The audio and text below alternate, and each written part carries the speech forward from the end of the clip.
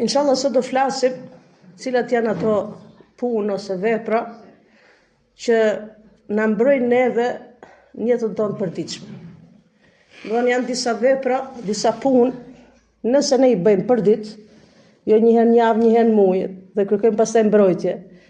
Nëse i bëjmë për ditë këto vepra, këto punë, inshallah me lejen e Allahut subhanahu xhalla xhelalu do të jemi të mbrojtë. Të mbrojtë për çdo sherri, qoftë sherrit xhinve, shejtanëve, qoftë edhe sherrit njerëzve. Sepse shejtani si shejtan, ai vetëm e ka mendjen për sherr, vetëm sherr t'i bëj njeriu. Mirë, po ka edhe njerëz të cilët për mllefeve që kanë, për inateve që kanë, për zilive që kanë, mundohen t'i bëjnë njeriu sherr, mundohen t'i bëjnë dëm. Sa e sa ndigjojmë dhe shikojmë dhe kemi pa që familjarit i ka bërë dëm. I ka bërë dëm. Dëm nga gjitha, të më thënë, kur themi dëm, janë disa lloje. I bën dëm me gojen e vet, po i ka bërë dëm edhe me dorën e vet. Kur profeti alayhi salatu wassalam e ka lavdru muslimanin i cili, besimtari i cili e ka cilësinë që besimtari mirë është ai besimtar, muslimani mirë është ai musliman i cili, thot profeti alayhi salatu wassalam, nuk i bën dëm muslimanit as me dorë, as me gojë. Prandaj neve kur përshëndesim njëra tjetrën, që themi ne assalamu aleikum, nuk është thjesht vetëm përshëndetje. Nëse unë dëgjoj dikën që ma jep selamin, thot selam aleikum, unë do të rahatohem te ky njeri. Pse? Se ky e filloi përshëndetjen e vet me selam, do të thotë paqe. Për meje nuk ke sherr, për meje nuk ke dëm. Kështu do ta kuptojmë neve selamin, përshëndetjen në Islam. Momenti që unë i them dikujt assalamu aleikum, paqja e Zotit qoftë mbi ju, do të thonë unë jam njeri inshallah që nuk të bëj dëm. As me dorën time, as me gojën time, as me syrin tim, as me zemrën time, me lejen e Allahut subhanahu xhalla xhelalu. Mirë, po ka njerëz të tillë që çdo kush është i mirë, ka njerëz të tillë që mundohen me të bëj dëm. Dhe thash që sa familje janë shkatru prej dëmit dikujt. Sa familje janë shkatru prej gojës dikujt. Sa familje janë shkatru prej dorës dikujt. Ajo. Dhe thënë ne flasim, brenda familje ka konflikte të ndryshme, pse? Sepse i bëjnë dëm njëri tjetrit. I bëjnë sherr njëri tjetrit. Tani, Allahu subhanahu xhalla xhelalu na ka mësu, na ka tregu, na ka udhëzu, gjithashtu pastaj profeti alayhis salam na ka këshillu që njeriu duhet të bëjë disa veprime, disa punë, disa ibadete, që inshallah këto veprime bëhen sebeb që Zoti ne të na mbrojë. Nuk ka diskutim, ai që na mbron është Allahu subhanahu xhalla xhelalu. Qul la yusibuna illa ma kataba Allahu lana. Thot Allah azza wa jall, thuaj nuk do të dëmtoj asnjë gjë, përveç asaj që Zoti ka caktuar. Prandaj muslimani kur e ndëgjon dhe e lexon këtë ajet kuranor rahatohet. Pse? Se çdo gjë ndodh me lejen e të Madhit Zot xhalla xhelalu. Pra thuaj nuk do të dëmtoj asnjë gjë, përveç se që asaj gjëje që Zoti e ka caktuar për ne. Me të njëjtën kohë Allahu subhanahu xhalla xhelalu na ka dhënë pra mënyra, sebepe, që nëse ne i veprojmë, inshallah do mbrohesh prej sherrit, sherrit shejtanit dhe sherrit njeriut, që ka njerëz të tillë që trupat i kanë njerëz, ama brendin e kanë shejtan. Ti shikosh si trupa njerëz janë. Apo brendia e tyre, zemra e tyre, mendja e tyre, zemra i punon si zemra e shejtanit, dhe mendja i punon si mendja e shejtanit. Allah azza wa jalla na ruajt. E sa njerëz ka të tillë sot ka plot, Zoti na ruaj, Zoti na drejtoft, na udhëzoft. Puna e parë që nëse don Allahu subhanahu xhalla xhelalu me të mbrojt, nuk ka diskutim që e para është namazi. E para është namazi, ti falim namazet kohët e vet. Prej 5 vakte namaze farz që na ka obliguar Allahu subhanahu xhalla xhelalu, çdo namaz ka atë mirën e vet, nuk ka diskutim. Namazi sabahit ka hadith, ka thënie profetit alayhi salatu wassalam, i cili thot: "Men salla fajr ose subh, kush e fal namazin e sabahut, çka do ndodhi? Prej të mirave të shumta të namazit sabahit, çka do të ndodhi? Fa huwa fi dhimmatillah. Ai është në dhimë në gjuhën arabe, domethënë është jenë në mbrojtjen e Allahut subhanahu xhalla xhelalu. Domethënë Allah azza xhel del garant që ka me të mbrojt nëse ti e fal namazin e sabahut në kohën e vet. Jo ta falë namazin e sabahit kur del mu gjumin 10, 11, 12 drekës. Tani mund të hiki ka njerëz zoti na falt, ama jo për herë. Pra, njeriu i cili, besimtari i cili e fal namazin e sabahut në kohën e vet, prej të mirave që merr, sepse kemi përsërit disa herë në ligjërata të tjera, do të thonë që prej të mirave që merr për namazit sabahit, ti e merr mbrojtjen e Allahut. Allahu po të garanton që ti të jenë mbrojtjen time gjatë ditës. A ka gjë më të bukur, a ka gjë më të mirë? Imagjinoni sa mirësi ka koha e mëngjesit, sa mirësi ka namazi sabahut, që nuk e subhanallahu namazi lehtë. Çdo namaz është i lehtë. Ama imagjinoni, domethënë 2 rekat sunet dhe 2 rekat farz. Sa thuhet 2 rekat e sunet që i ka fal profeti alayhis salam, i ka fal shumë lehtë. Domethënë nuk i ka zgjat sallallahu alaihi wasallam. Sa profeti alayhis salam flitet tu për sunetet, që kush i fal sunetet e sabahut, çka shpërblimi ka? Kur i fal sunetet e sabahut, veç sunetet e sabahit, kur i falet diçka, çka shpërblimi keni? Më mirë se dynjaja, dhe çka ka dynjaja në të? Flasim për sunetet, po mos folim pastaj për farzet. Pra, nëse duam mbrojtjen e Zotit Madh xhalla xhelalu, duhet me fal namazin e sabahut, dhe këtë namazet tjera nuk ka diskutim, namazin e sabahut në kohën e vet. Sa prej nesh, nuk them ju, prej nesh, e fus edhe vetin tim aty, që sa herë na kalon namazi sabahut. Jo, që nuk e falim kohën e vet. Valla, do ta shikosh vetin tënd, kur nuk e fal namazin e sabahut në kohën e vet, dhe e fal mas kohë, mas i ka dalë dielli 10, 11, 12. Po ka dikush që e çon edhe mas jacis, Zoti na fal. Valla ajo ditë shkon mbrapsht, si thoni. Nuk ka bereqet, nuk ja shijon bereqetin asaj dite. A kur e fal namazin e sabahut në kohën e vet, ndihesh e rahatshme. E shijon bereqetin asaj dite. Allah azza xhel na rujt. Tamam? Pra e para, nëse don mbrojtjen e Zotit, fali namazit, dhe kush e fal namazin e sabahut në kohën e vet, është në mbrojtjen e Allahut subhanahu xhella xhelalu. Çdo namaz të mbron me lejen e Allahut azza wa xhella xhelalu. Flasim argumente. E dyta kush është? E dyta është që na ka mësuar profeti alayhi salatu wassalam, është dhikri i mëngjesit dhe i mbrëmjes për ditë. Ama sa prej neve një javë, ndoshta një herë mund ta themi dhikrin e mbrëmjes, ose ka prej nesh i kalon një javë që nuk e themi hiç dhikrin e mbrëmjes. Ose të mëngjesit. Kur na kujtohet nga një herë një javë, një herë në 2 javë, duhet ta bësh dhikri, bëhet për ditë. Mëngjes, sidomos mëngjes edhe mbrëmje. Është një dua që bëhet në dhikrin e mëngjesit edhe të mbrëmjes, kush është? Që është prej atyre duave, prej atyre dhikrave që të mbron Allahu subhanahu xhella xhelalu.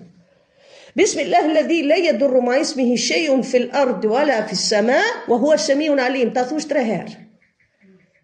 Duhet ta thush 3 herë. Bismillahi alladhi la yadurru ma ismihi shay'un fil ardi wala fis samaa wa huwa as-sami'un alim. Që do të thotë shqip?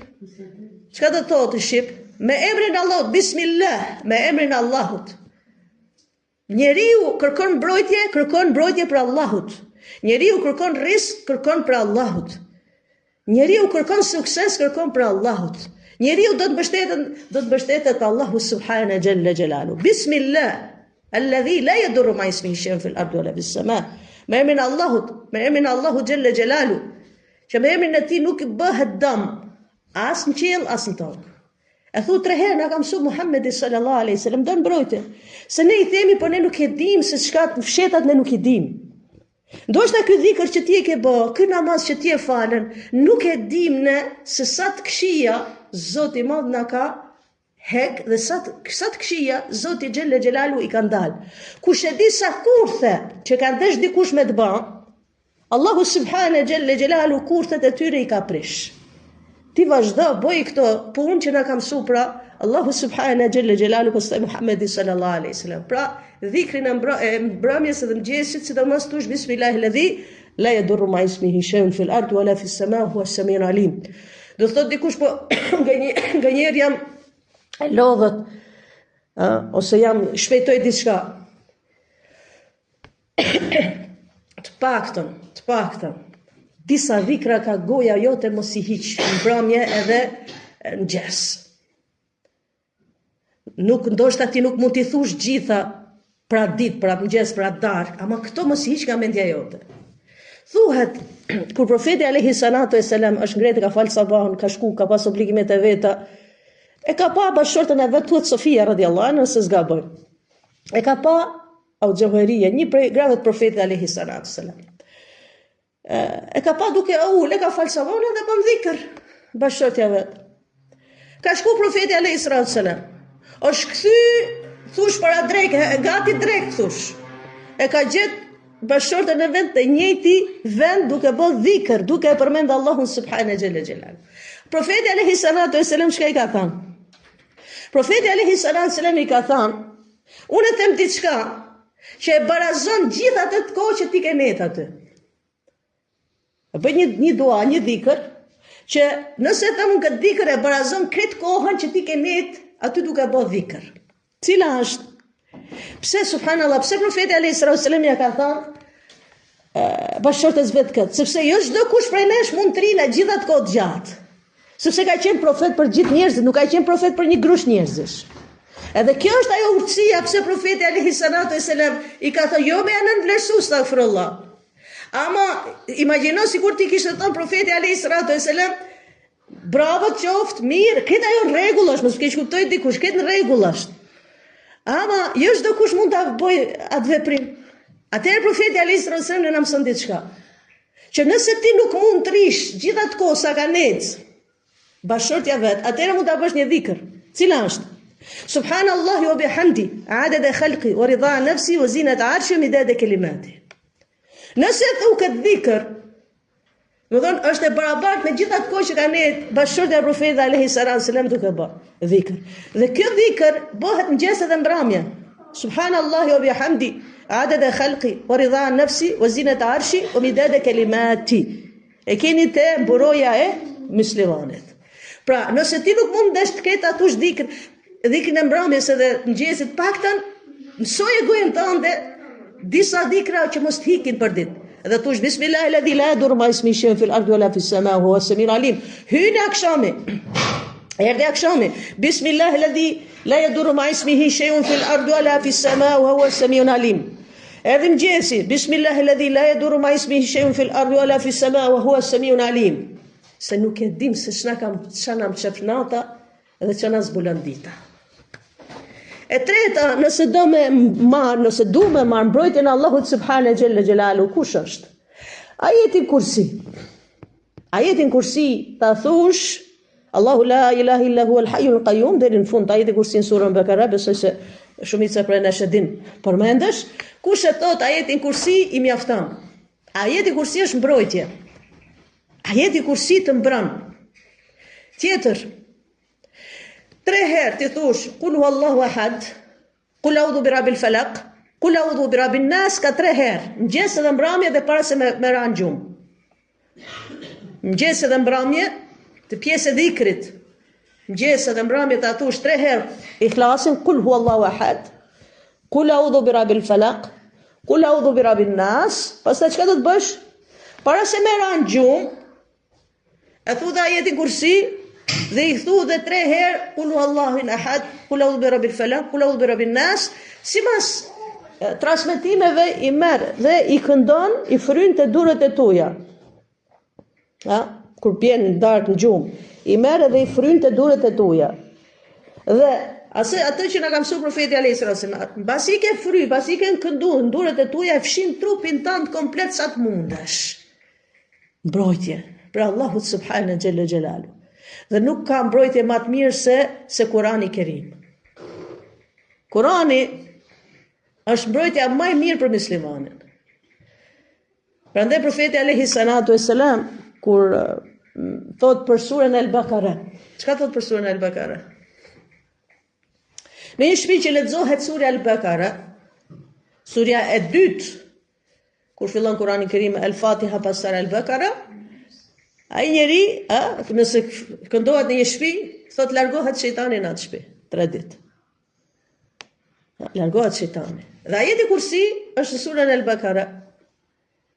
2 ajetet e fundit të surës Al-Bakara, amana rasul, edhe ato gjithashtu janë inshallah mbrojtje që ka bë Allahu subhanahu xhelle xhelalu sebab. Nëse do me të mbrojtë Allahu subhanahu xhelle xhelalu, mundohu me mënyrën tënde, sa të mundesh, me dhënë sadaka. Mundohu të japësh sadaka. Si të kesh mundësi, sa të kesh mundësi. Ju e kam thënë dhe e përsëris. Allahu po na thot në Kur'an.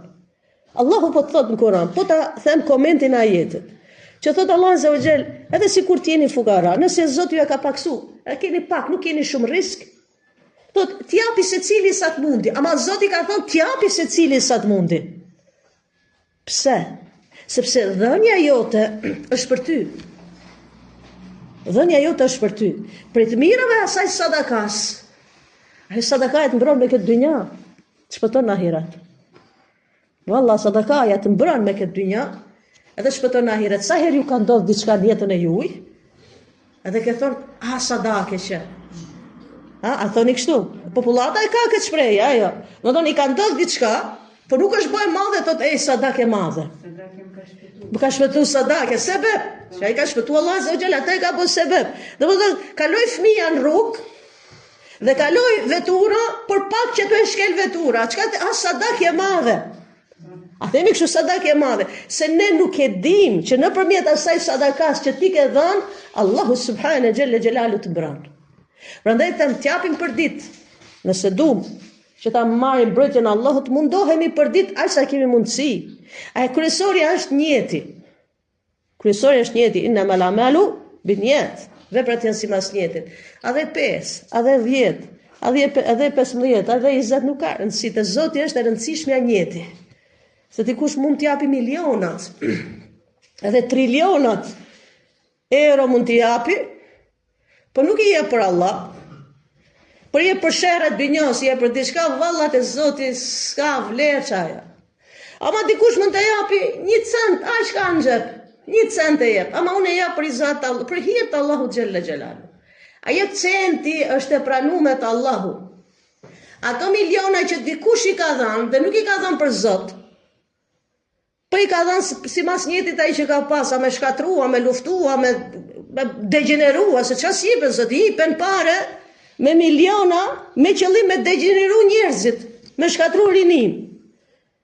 Se në pak nuk dim ne ato të fshetat që ka ndodhin mas syve tona. Prandaj kryesorja është që ti t'japësh për ditë. Nëse ja kam thënë edhe përsëris që dikush kujton se sadakaja është vetëm me pare. Sadakaja në Islam nuk është vetëm pare, kryesor t'japësh mirë është. Nëse ke mundësi t'japësh. Nëse s'ke mundësi pare me dhënë, atëherë jep ndihmoje dikant. Qeshi dikujt, jepi i fjalë të mirë dikujt, jepi një muhabet mirë dikujt, inshallah konsiderohet sadaka me lejen Allahut subhanahu xhelle xhelalu. Tjetër nëse don mbrojtjen Allahut azza wa jall, lutju Allahut për ditë. Kërkoj Allahut subhanahu xhelle xhelalu që Allah azza wa jall të mbrojë për çdo sherrri të njeriut edhe të shejtanit. Kërkoj Allahut azza wa jall mirësi me këtë dynja, kërkoj mirësi Allahut subhanahu xhelle xhelalu, mirësi në ahiret, sidomos ajo dua që është përmend në Kur'anin e Kerim, që është ajet kuranor. Rabbana atina fid dunya hasanatan wa fil akhirati hasanatan wa qina adhaban nar. O Zot, na jep mira me këtë dynja, na jep mira në ahiret dhe na ruaj prej zjarrit të xhehenemit. Pra, ka dhe punë tjera, ka dhe ibadete tjera, që një përmenda disat, besoj kryesoret,